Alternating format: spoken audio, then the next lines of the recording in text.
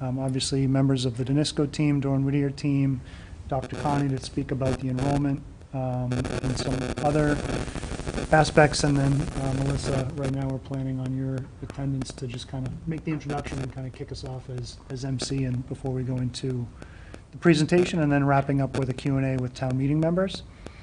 In addition to town meeting, we've been invited to participate in a town meeting member kind of forum, which will be either the 18th or 19th, depending on availability, which we can talk about in a little bit. But we just wanted to share this presentation with you tonight, get any comments or suggestions included, and then maybe wrap up with a motion to approve the general agenda and content, and then hopefully included in that motion is to continue to develop it with a smaller group of folks to make refinements between now and town meeting.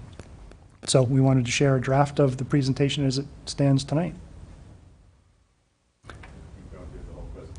Yeah, so this just Melissa, I think, talking about just introducing the project team members, and a few folks that'll be there that night. Just a quick highlight of all the town departments, committees, boards, on behalf of the town, but also the MSBA, just a quick introduction of all the project stakeholders that we've been working with to date. The next 4 slides are a quick timeline. This starts way back in 2020 when the SOI was submitted, so this was more to address some of the key milestones in the project, not to go into really any great depth of the minutia, so really trying to hit the timeline in maybe 2 to 4 minutes. Milestones such as the enrollment agreement with the MSBA, some key votes of the committees, and some of the key community forums that were held, the 5 community forums that were held between 2022 and town meeting. After the timeline, going into just the rough enrollment, Eric, I mean, we weren't intending to be this a rehearsal tonight, so it's really just a draft and kind of high-level overview, but addressing, how we, with the MSBA, agreed upon an enrollment, how we arrived at, I say we, the district and project partners, arrived at that enrollment agreement. So providing some rough data, translating and... Maybe a typo. This is, you've got a district enrollment forecast at 1592, but the total district is over 3,000, so is it maybe elementary school? It should be elementary enrollment forecast, perhaps? Yeah, Sure, that's thank you. Yeah, great distinction to make. So just setting the table in terms of what data was used to arrive at some of those conclusions, trends in the enrollment data. Bob, you can flip to the next slide. And then how that translates into a space between the existing building in the left-hand column and the new building on the right-hand column, and some of the key breakdowns of spaces and key program areas and how that translates from one to the other. This was an exercise that was put together in combination in an effort of a few folks just to make the comparison between the existing Fox Hill layout on the left-hand side of the screen, showing the 26 full-size classrooms, and the comparison of a new Fox Hill on the right, what are being considered as full-size classrooms, have a total of 31 between the first and second floor. And a similar comparison between Memorial School on the left again with 29 full-size classrooms. So this was, I think what we've learned is that the enrollment number has been hard to describe in public forums because it does include a lot of data, and how that was, how that translates into the new program. So we're just trying to be as clear as possible, and Dr. Connie is much better at delivering that message, having rehearsed it a few times to a few folks that asked this similar question. So it's really just to make that comparison of not that it's the intent to move the program as it stands today to Fox Hill, but just other schools in the district, both the existing Fox Hill and Memorial, which was recently, when I say recently, brought online a few years ago, just making that translation and putting it in context with other buildings in the district. After that, we were going to kick it over to Danisco to just roughly explain the overall site plan strategy, some key metrics about the site, what were some of the decision-making priorities when it came to the site design, making the comparison to the existing Fox Hill that's on the screen now. And if you flip, Bob. Working at Fox Hill is an incredibly rewarding. We've got a couple of teacher testimonials, but I thought those were a couple of slides later in the presentation. No, that's where they went. Right after the site? Working at Fox Hill is an incredibly rewarding experience, and there are many aspects that make it such a special place. One thing is the students and their families. The students at Fox Hill are truly remarkable. Their enthusiasm for learning and their curiosity bring so much energy to the classroom. The design and structure of the current building presents several challenges that significantly affect. So, I apologize. I thought And the teacher learning. testimonials were a little For example, further in the presentation, the but accordion partitions between adjacent classrooms allow noise to pass through Working easily, at Fox Hill is an creating incredibly a rewarding distracting experience. environment for both students and teachers. The pod system, where classrooms are grouped together, sometimes results in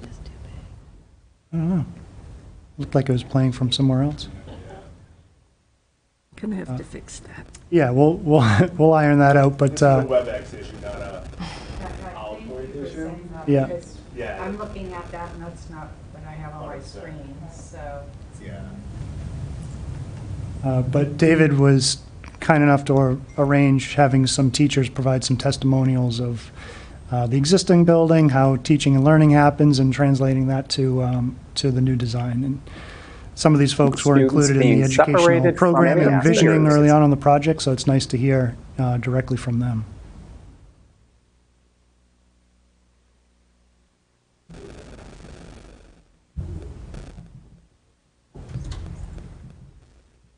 So, you can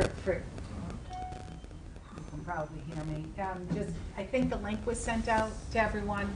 So if you'd like to, looks like it's a WebEx issue, but the PowerPoint is available.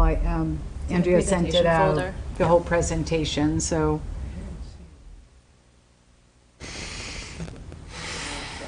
Or I Teacher could. testimonials only. Melissa, are they separate, the testimonials? In the In the share drive? shared drive, yeah.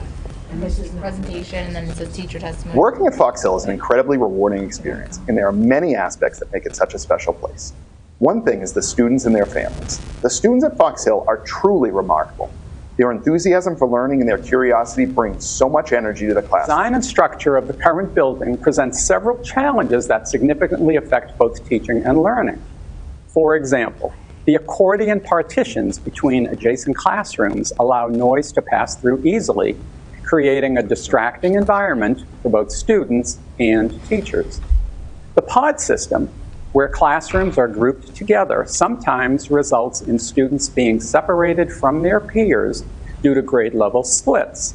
This can create a sense of isolation and disruption, the social and the collaborative dynamics that are important for student engagement and learning. The building's confusing and circuitous layout makes navigating between spaces time-consuming and challenging. This impacts the efficient use of time, but also reduces the time available for instruction. The new building at Fox Hill promises to significantly improve both the educational and emotional environment for our students and staff. Here's how. With all classrooms of each grade level adjacent to one another and sharing a neighborhood project area, collaboration and communication among students and teachers will be greatly enhanced.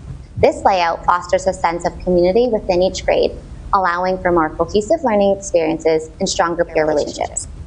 All of our classrooms have rear classroom doors, which is not a best practice for school safety and in case of emergencies.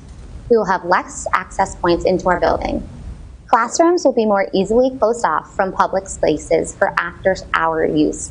providing an added layer of security. This design feature ensures that the school remains a safe environment for students while also allowing for community events and activities to take place in the building after school hours. These challenges collectively hinder the ability to create an optimal learning environment, affecting both the delivery of education and the overall student experience. Addressing these issues is essential to improving educational outcomes and supporting the needs of all students and staff. This new building is designed with the well-being and success of students in mind, creating an environment that not only supports academic growth, but also nurtures their emotional and social development. We are excited about the positive impact these improvements will have on the Fox Hill community.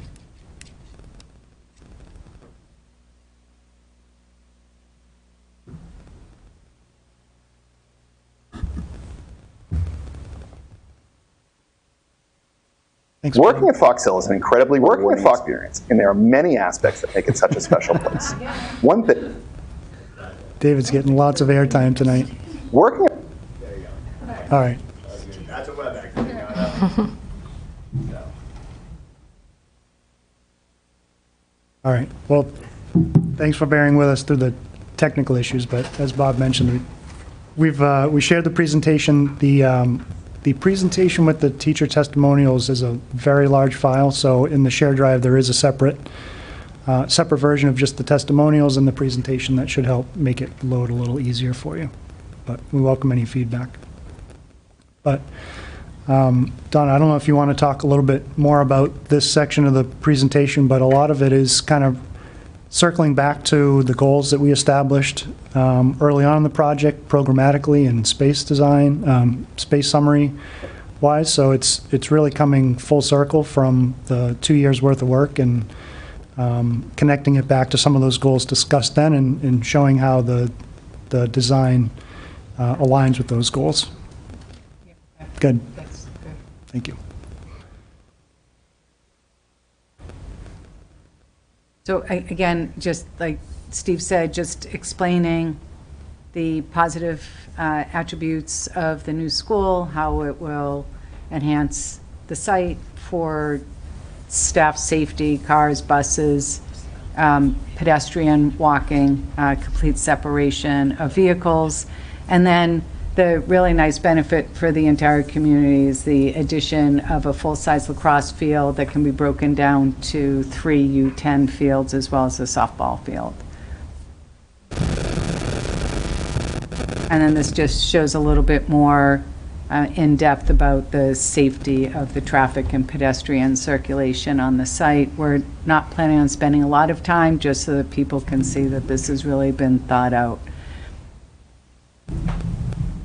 And then as we go into the building, again, just basing all of the work that we've done to date and the resulting new school is based on the vision that we've talked about, the wellness, flexibility, and the enduring and maintenance and maintaining the building for a very long time. Talk a little bit about the sustainability, which is pretty exciting. Just achieving a gold certification through LEED, utilizing ground source heat pumps and all electric building with the opportunities for a PV or photovoltaic or solar panel rooftop system with also possible canopies in the parking lot. This gives the school an opportunity to be a net zero energy school, which is just amazing. This also, the design of the school also allows for, and you'll see it in a few slides, the additional incentives that we'll be applying for and will help offset the overall cost of the project. That picture doesn't fit our school. That's it. You just go back one. Yeah, it's a good point. So we wanted to show a school that actually had solar on it. Yeah, we could Thank you. footnote it. Yeah, we could have. Yeah. Got it.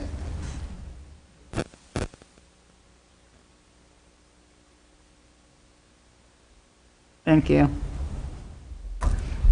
Let's talk about the very simple layout of the floor plan, separation of the community use spaces from the academic so that it really becomes a true community asset while keeping the safety and security from the academic wings, flexible, adaptable, and layouts of classrooms that fully support current educational models as well as flexibility for future programmatic shifts in the school. And then on the second floor, very similar. And then this should also be a video. See if you, good luck. No music, no sound to this one. I think everyone has seen this, but we could just, this has the PV on the roof. Why don't we just take an aerial view and insert this on the other one? Thank you. It doesn't have canopies, but. So this will just be taking folks around the building. We'll talk about the enhanced all-inclusive and accessible play areas, opportunities for outdoor learning and outdoor dining, the solar orientation, which will be north-south, which is the ideal orientation for minimizing solar glare into the classrooms while taking advantage of the views of your beautiful site, showing the separation of the bus loop and the van and parent drop-off.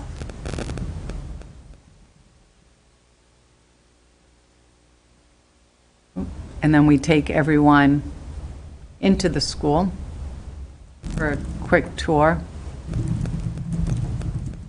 Talk about the safety and security of a double vestibule where everyone will have to be checked in before they actually enter the school. The lobby will be a great entry point with access to the cafeteria that will have lots of windows and views to the outside and immediately access to the outside. On the second floor, we see the media center as being the hub of the school. It will have great presence on the site, as well as you'll see lots of natural light and a lot of flexibility for all of the activities that occur in the media center.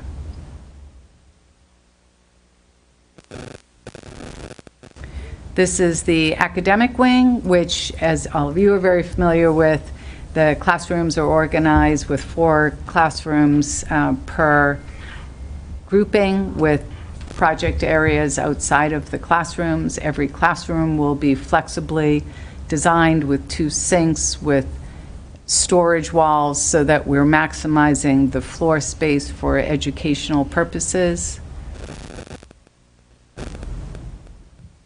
And then this is the music suite and a separate entrance for the gymnasium and public spaces that can be used for off hours. And I think that's it.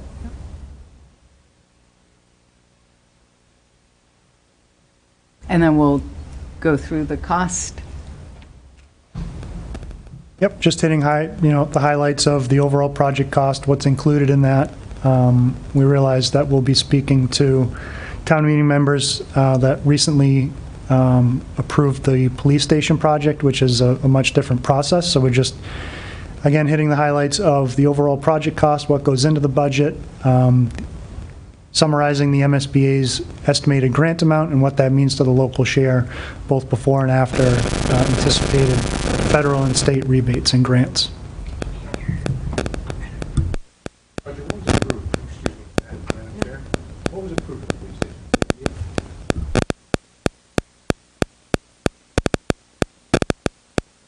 I asked Roger what was approved for the police station. I don't remember the exact amount of the police station. It was roughly around 50, wasn't it? Yeah, it was 49 something, I think. Similar type project? In the ballparks we work in? Yeah, I think so. I mean, the police station didn't have the rigorous MSBA-driven process, so they have actually far less detail in place at this point in the process. They haven't done detailed design and layout yet, but. So we don't have estimates yet on the building, or just a rough estimate? They're rough estimates, right? I pulled up the number. It was 46.2 million. Oh, thank you.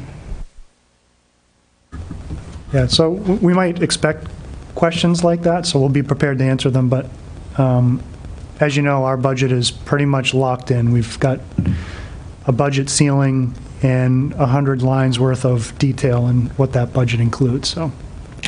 And then just, yep. Just the word estimated will raise a couple of questions for people. So what part of it is an estimate? How does one characterize the estimate? When it comes to the MSBA's grant, contingencies are outside of the construction budget, and they say their estimated grant amount because until those contingencies are spent, only a very small percentage of those are considered eligible. So the MSBA says it's an estimated grant amount until the project has gone through and spent contingencies and determined what part of those are eligible. So they give an estimated grant amount, but then they also, on the budget sheet, say a maximum amount. So if the contingencies are spent and the maximum amount of those contingencies that are eligible are spent in a manner that is consistent with being eligible, then their grant amount will include those. Great. Yeah, I don't want to cloud too much the terminology, but people are looking for fairly concrete numbers that they know won't move around, so. Yep. So maybe another way to say that would be the maximum grant. Yeah. Right. Again, I think it would be fair to cite the maximum amount. I think the reason why they say estimated is because after the project goes through audit, it's not often that districts get the absolute maximum amount because of costs that just might be deemed ineligible as it goes through the audit process, so.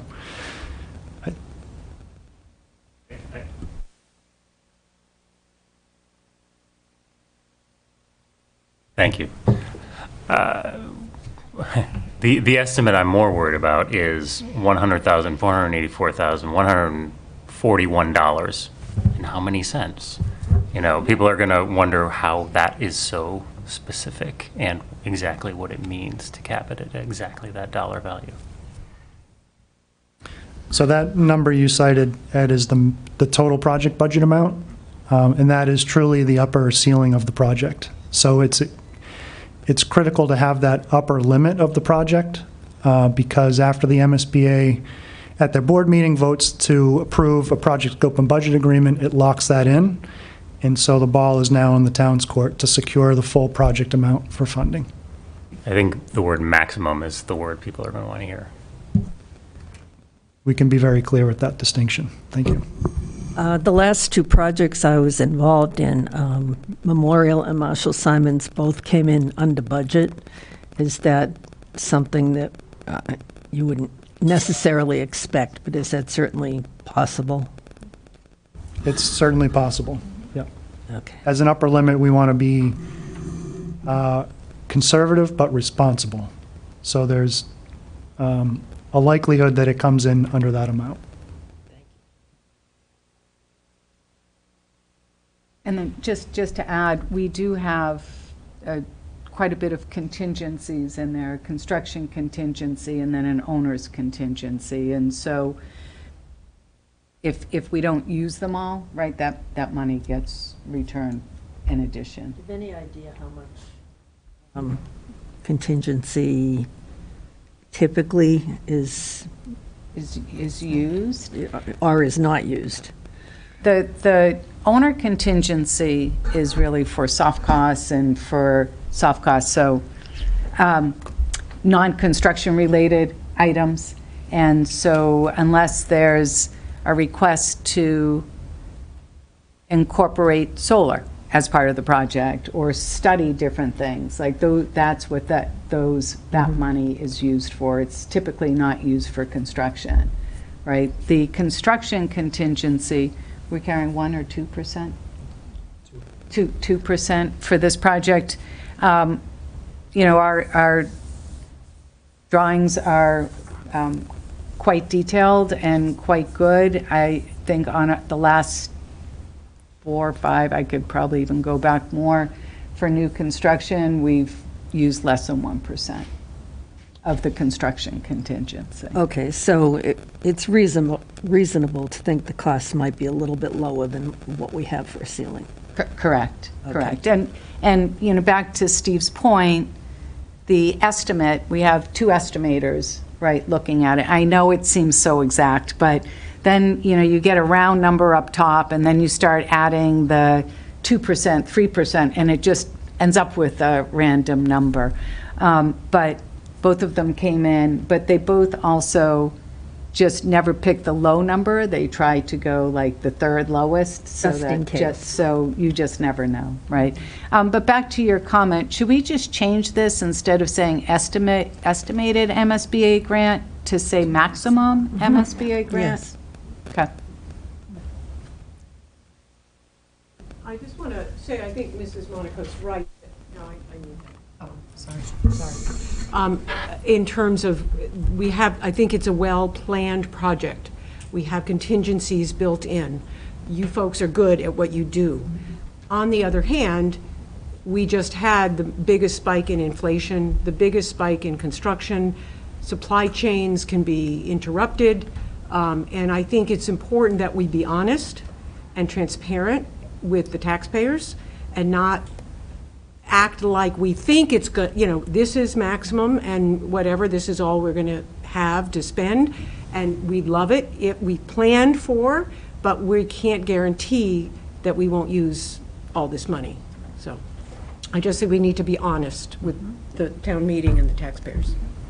Through the chair, Steve, I feel like you mentioned a couple meetings ago that the cost of supplies has gone down, that you guys have seen the supply costs go down over the past few months. Are you still seeing that trend? Materials.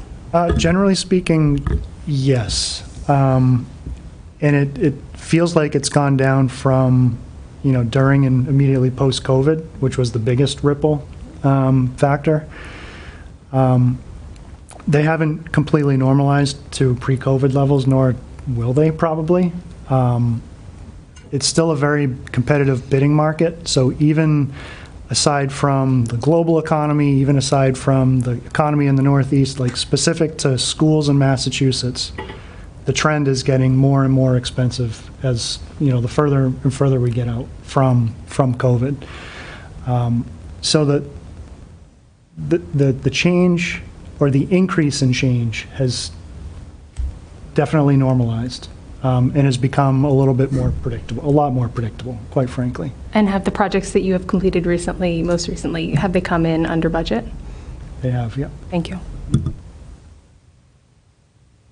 Through the chair. So to help answer this question, I think maybe how we could approach this would be looking at the Bureau of Labor and Materials and Bureau of Labor, because they have a NICS code associated with all these kinds of things, and they have a year-over-year escalated value that adjusts out for the year and the life of the project.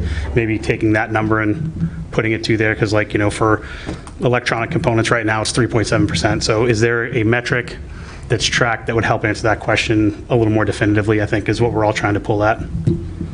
I think the best place to find that, especially for the localized bidding market for MSBA schools, is the MSBA's website, and they do exactly that. They have a bunch of trends and indicators of the economy, you know, goods and services, and they put all those on one graph, and you can clearly see that roughly they're following the same trajectory, with the exception of building schools in Massachusetts, which is not a linear projection. So that information is on the MSBA's website. There's a link to it right from their homepage. So if you're curious to see how they're comparing against some of those indicators, it's the best place to see it. I would just add that I think the important point is that this is the total number is a maximum number, and the committee and the town and everybody who's working on it will essentially not spend more than we have to, and we'll manage the project to that budget and less. So it is not to exceed, period. I just, through the chair, just to respond to Steve's comment, the MSBA had a board meeting in August, and they reported that they had 8 projects were scheduled to receive sub-bids in 2024, and then also the design bid build or general contractor that we're doing. Anyway, they've had 4 full bids, 4 full projects bid. They all came in under the estimated budget with I'd have to do the math. Estimated construction was supposed to be $498 million. Bid amounts were, for all 4 combined, $474 million. So there was actually $23 million under comparatively for all 4. So that was just for the first 6 months of this year, if that is to Steve's point. It's great news. It is.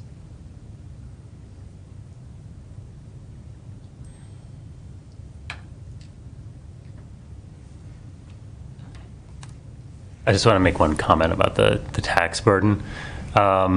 We have to be very, very careful about how we state this because we're kind of giving a summary statistic, and everyone's situation is different. So it's just false. It's not an average tax increase per year. It is the average resident's share of the cost that will be in their taxes over 25 years or the life of the bond. Let's see how it's written. Is it the median? I don't know. They're very, yeah, we've been saying average in a colloquial way. The mean and the median are very, very close if you look at the histogram of property values. But the average residential taxpayers share. So, average residential, maybe a footnote, or would. The implication you're saying is their tax might go up for other things, and this isn't going to be just your tax increase? Is that what you're trying to get at? No, I think the resident's average tax increase implies that there'll be lots of tax increases. They'll happen every year, and the average of those tax increases is an unbounded infinity of tax increases. No, we're actually taking out a loan. It'll be paid in even payments, and it'll be about 214, give or take, but it'll be just that. So the difference between payment instead of increase, buying the school and not buying the school is going to be just that if you have the median house. So, through the chair, yeah. Would you be more comfortable if it said for this project? I guess the increase, I see what you're saying. It's not going to increase by 200 every single year. So payment, average tax. I see what you're. Yeah, I would payment say your per average year. Yeah, contribution of the project and your taxes. or yeah. For the project, right? Yeah. Is there? It says 25. Maybe we note that. Eric, are you trying to? Yeah, it doesn't last forever. We pay for it for 25 years. Through the chair, the bond also might not go for 25 years either. Correct. Also. Yes. Well, it says assume 25-year bond. That's it. No, it's okay. Roger, Ed, when the police station was presented, Ways and Means did a sort of a global financial presentation first. Do you know if that's the intention of Ways and Means, or is it going to be just connected to this presentation? I believe when the chair introduces the article, that he will provide some structure to the financing part of it. I don't, at the moment, I'll talk to him, but I don't know that we intended to include anything in this presentation unless you think we should. The only thing between having that presentation you described and not having it is how much work I put into it in the next week before we have our Ways and Means meeting to review it. We have a draft, so we do intend to do a presentation similar to the one that was in tandem with the presentation of the police station. So separate from this, just make one statement, make it right here. We'll cover the rest. You'll cover the rest. Is the intent. Yeah. Just to confirm, average contribution? No, the average residence. Average resident tax. The average residence contribution. There are a couple of points I'd like to make. One is, having done this before, I know that Town Hall is very clever and careful, and they tend to, they do bond anticipation notes, and they spread things out. And between that and if there is a cut in the interest rates, the 214 is probably a maximum number. It's I look at it as $50 a quarter.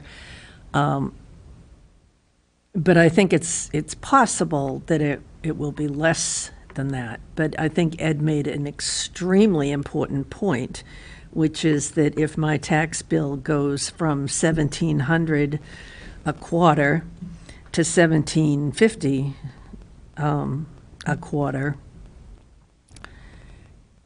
it doesn't go up another 50 the next quarter and the next year. It goes up that much, and that's it forever.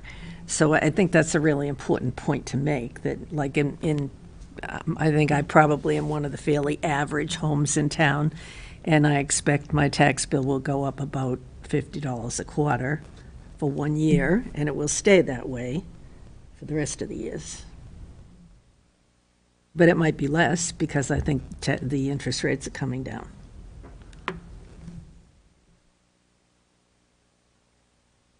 That's right. So the interest rate assumption was John Denizio's, and he is always going to be one step more conservative than me. I think so. That is Yeah. the assumption.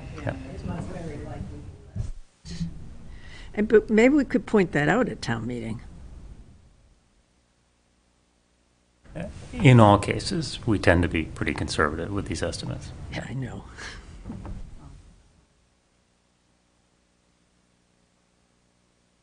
All right, we have 10 minutes. We're going to finish this.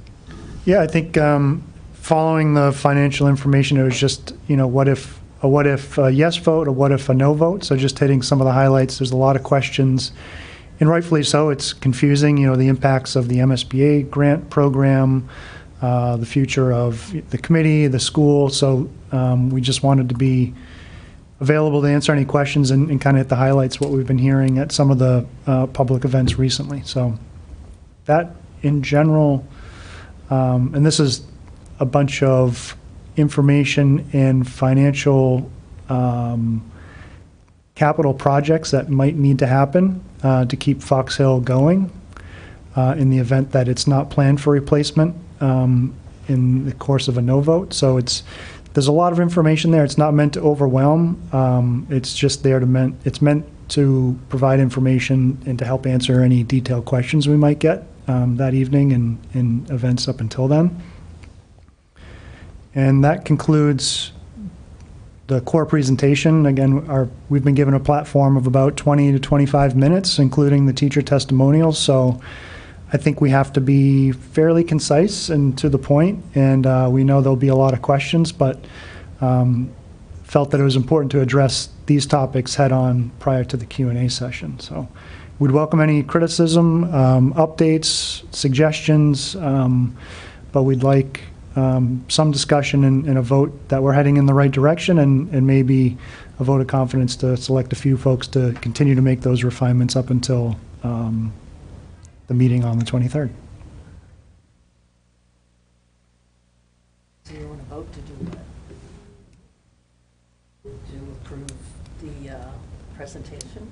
Yeah, the content, more or less. Okay. Yeah. Before you get there, I like the presentation. It's great. It feels a little dense, and that's okay. I would probably leave the last two slides about maintaining the last slide about maintaining this existing building until the question came up as a backup slide. And I think one of the most important things in town meeting is to give the town meeting representatives a chance to ask the questions and be able to answer them. Thanks. Does somebody want to make a motion? I'd like to make the motion to approve the presentation with the edits that Roger mentioned, to leave the final slide out unless needed or questioned by town meeting members.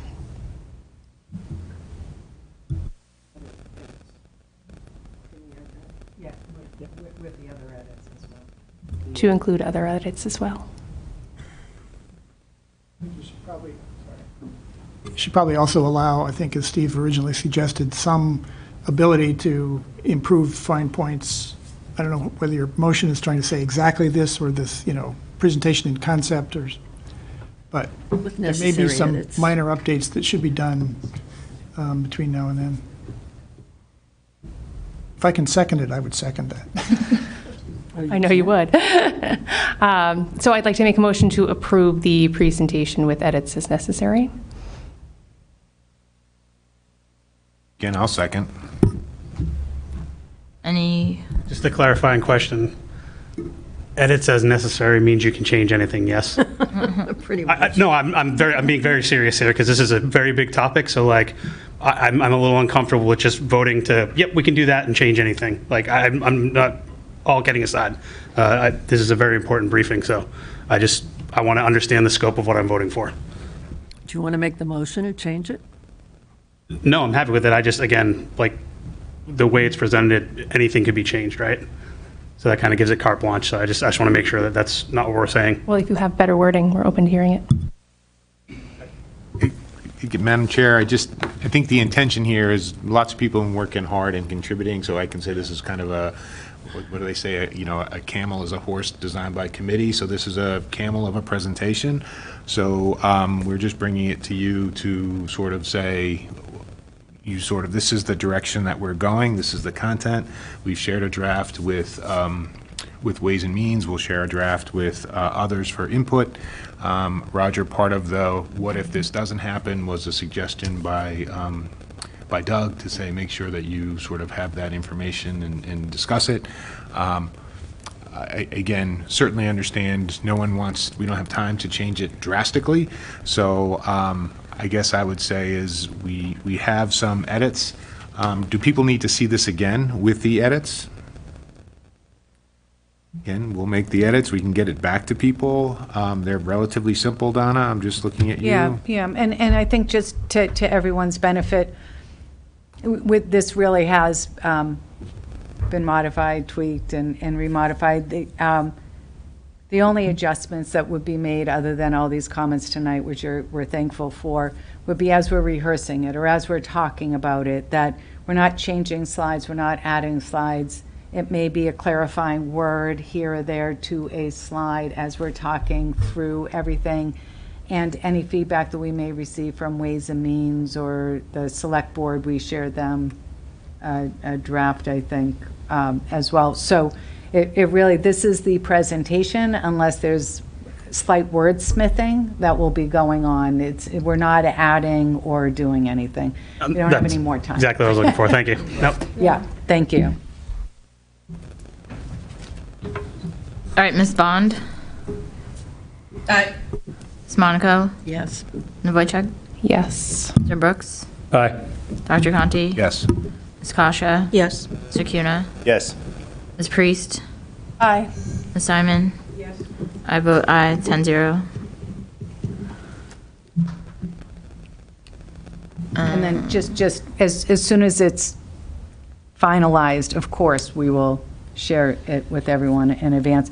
We're having this weird thing with the videos embedded and a PowerPoint, and so bear with us with that. We will definitely test it 20 times before we go live at town meeting, but we will definitely share it with everyone as soon as pencils are down.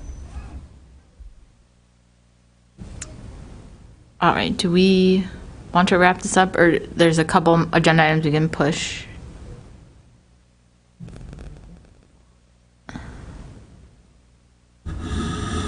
Just so really quick, we've been working quite hard to just get this project out to the community as we come up to town meeting. We've signed up for the local beer garden event. We had a bunch of people come last week. Thank you so much for your participation. We're actually going to be there again this Thursday and then the following Thursday with the same setup. We had handouts. We had part of our team there as well to answer any questions. We also have the full-length video up on BCAT, and the pillars are up on the website individually. And then we've also, we actually have them here. We've got boards and flyers to go to the back-to-school nights, starting with the middle school tomorrow. Great. So we'll have that out for the public. And then for the upcoming meetings, as we discussed at the beginning, we are on the agenda, I'm not quite sure for which night, but the 18th to the 19th for the information session. And then it's a big show, town meeting. Looks like that. Awesome. Is that it? Yep. Any other topics? Or do we have a motion to adjourn? Oh, sure. I just have one comment. I think in the future, if we have things that are going to be signed by committee members, that those should be reviewed by the committee members before their names are put on. The last letter that went out included names of people who were not at that meeting, and I wasn't real happy about that. Thank you. Through the chair, was that letter discussed specifically the wording at the meeting, or? No. No? Okay, so it wasn't something that we voted on? No. No, okay, thank you. I move we adjourn. All those in favor? Aye. Meeting adjourned. Thank you.